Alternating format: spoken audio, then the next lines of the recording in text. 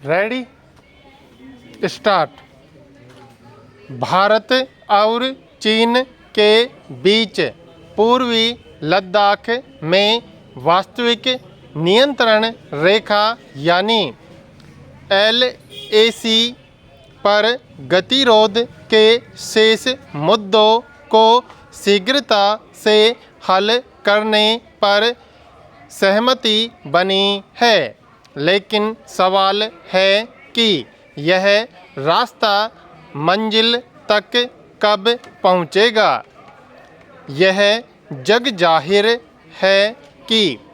दोनों देशों के बीच सीमा पर अगर कोई तनाव या खींचतान की स्थिति बनी हुई है तो इसके लिए चीन मुख्य रूप से जिम्मेदार है। भारत सिर्फ अपने वाजिब हक और सवाल के साथ खड़ा है, जबकि चीन की ओर से अवांछित हस्तक्षेप की वजह से उपजी स्थितियों के चलते आज हालत यह है कि कई दौर की बातचीत के बाद भी हल का कोई उचित और आखिरी प्रारूप तय नहीं हो सका है। हालांकि कोर कमांडर स्तर की सैन्य वार्ता के 19वें दौर की बैठक के बाद मंगलवार को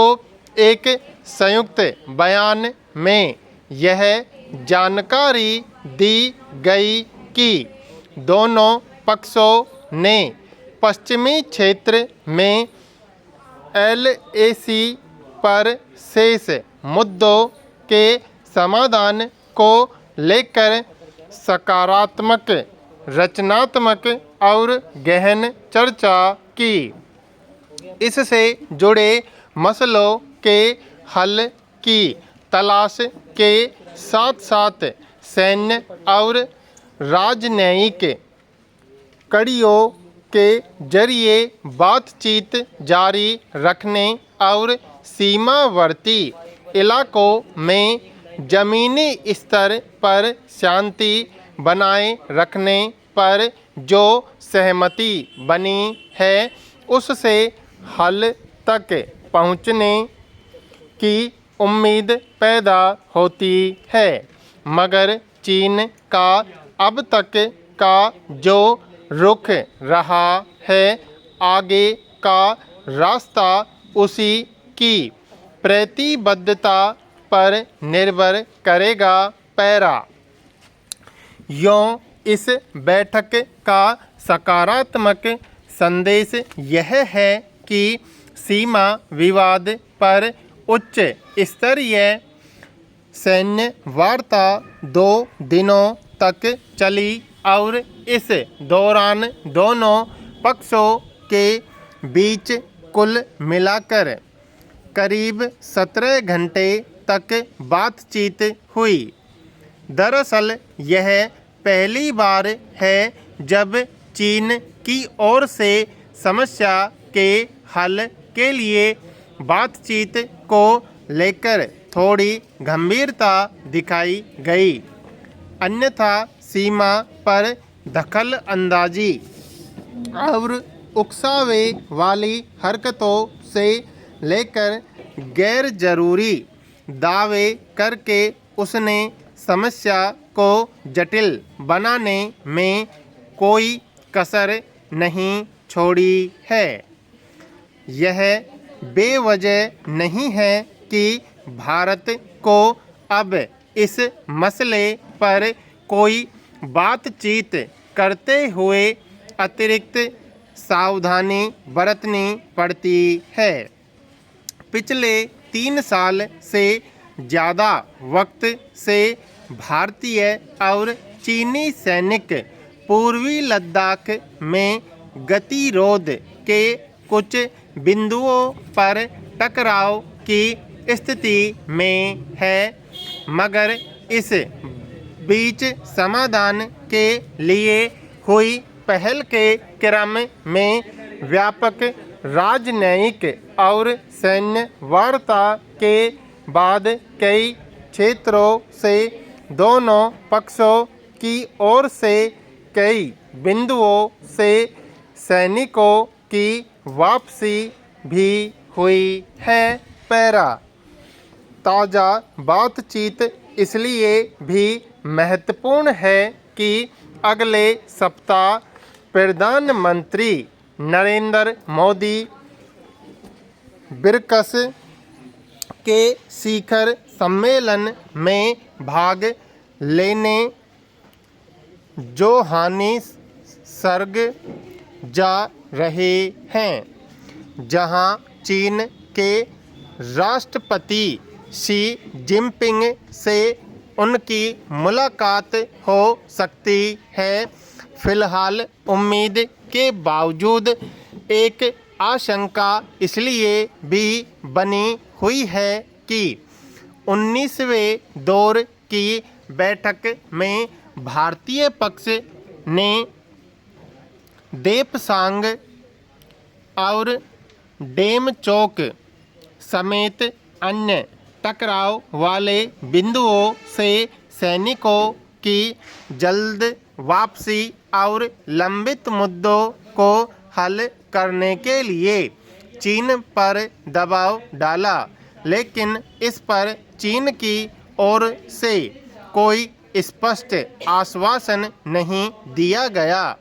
सवाल है कि वास्तविक नियंत्रण रेखा पर अपनी सेना की ओर से अवैध दखलंदाजी के तथ्य के बावजूद चीन टकराव वाले कुछ मुख्य बिंदुओं से अपने सैनिकों को वापस बुलाने को लेकर उदासीन क्यों दिखता है। किन वजहों से वह तनाव के कारणों को दूर करने को लेकर कोई ठोस पहल नहीं करता है। अब दोनों देशों के बीच बातचीत को जारी रखने पर बनी सहमति से यह भरोसा तो पैदा होता है कि टकराव के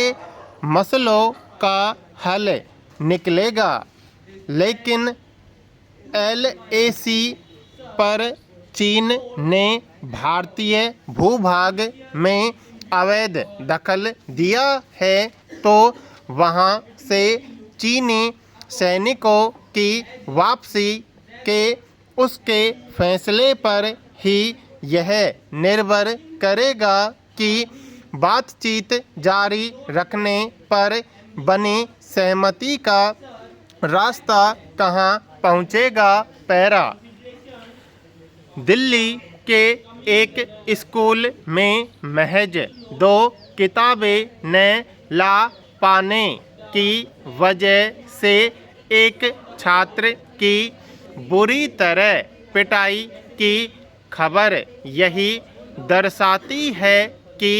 सरकार से लेकर अदालतों तक के दिशा निर्देशों के बावजूद कुछ शिक्षकों के भीतर कुंठा की प्रवृत्ति बदस्तूर कायम है। अफसोसनाक यह भी है कि दिल्ली के शिक्षा मॉडल का हवाला देने में यहाँ की आम आदमी पार्टी की सरकार हमेशा बढ़ चढ़कर दावे करती रहती है, लेकिन सच यह है कि स्कूलों में बच्चों को यातना दिए जाने की सबसे बुनियादी समस्या को खत्म करना अब तक संभव नहीं हो सका है। खबर के मुताबिक उत्तर पूर्वी दिल्ली के तुकमीरपुर में स्थित एक राजकीय स्कूल में छठी कक्षा के एक विद्यार्थी को एक विषय की किताब घर पर भूल जाने की बात पर शिक्षक ने बच्चे को इस तरह थप्पड़ जड़े कि उसकी गर्दन में सूजन आ गई। बच्चे की तबीयत ज़्यादा बिगड़ने पर मामले ने तूल पकड़ा और थाने में प्राथमिकी दर्ज हुई। अब मामले की जांच होगी, लेकिन सवाल यह है, स्कूलों में उत्पीड़न के